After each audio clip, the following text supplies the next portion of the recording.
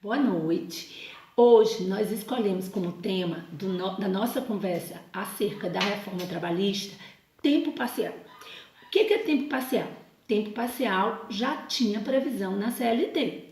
Tempo parcial é quando o trabalhador é contratado para trabalhar uma quantidade menor de horas por semana.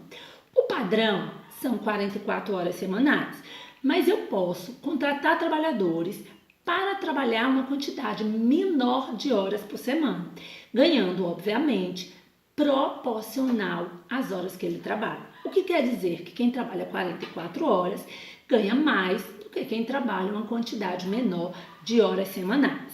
Bom, o que dizia a CLT ao autorizar isso no artigo 58A? Ela dizia que eu posso trabalhar até 25 horas semanais, ganhando proporcional à quantidade de horas trabalhadas. Por exemplo, eu posso contratar um trabalhador para trabalhar 5 horas por 5 dias, ou contratar um trabalhador para trabalhar 3 dias de 8 horas. Obviamente, limitando a jornada daquela categoria.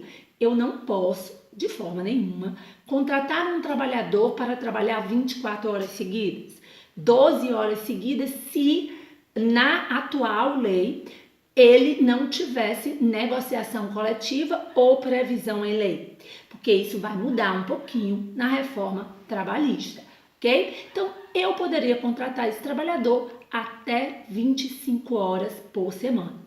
Nesse caso, na legislação atual, esse trabalhador não podia fazer horas extras. Estava vedado a realização de horas extras. Já existia, a partir da Lei Complementar 150 de 2015, uma exceção a essa regra, que era a trabalhadora doméstica. A trabalhadora doméstica já poderia fazer 1 hora extra diária, desde que acordada com o seu empregador e não ultrapassado o limite da jornada diária de 6 horas. O que ocorria assim?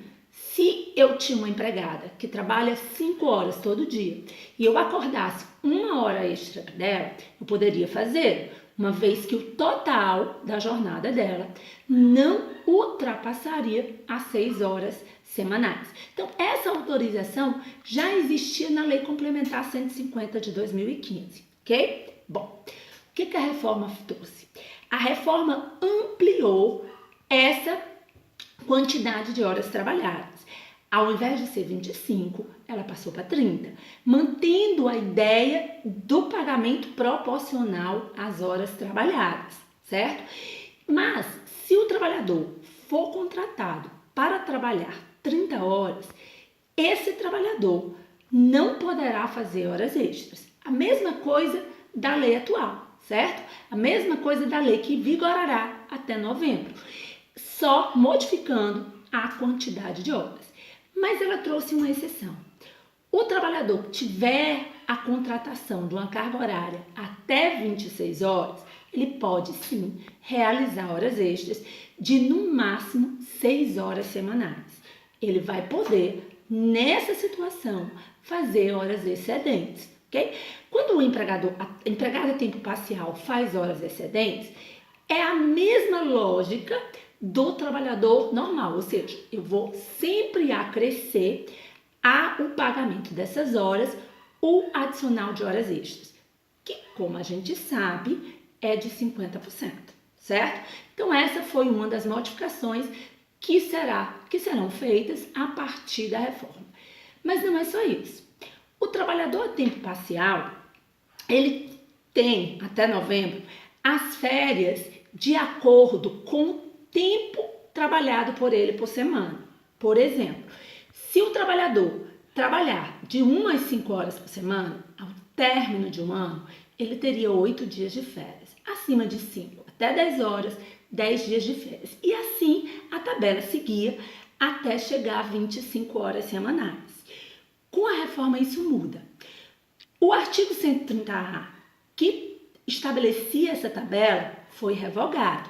O que diz que o trabalhador a tempo parcial, independente da quantidade de horas que ele trabalha por semana, terá aplicado o artigo 130. O artigo 130 diz o quê? Que o trabalhador tem 30 dias de férias por semana. Obviamente, em decorrência das faltas, esses dias podem ser diminuídos, mas a regra é 30 dias. Então, modificou-se o critério para se estabelecer quantos dias por mês esse trabalhador terá de férias ao final de um ano de serviço, ok? Bom, mas não ficou por aí. O trabalhador a tempo parcial, exatamente por ele ter uma quantidade de férias reduzida, era proibido de transformar parte das suas férias em pecúnia.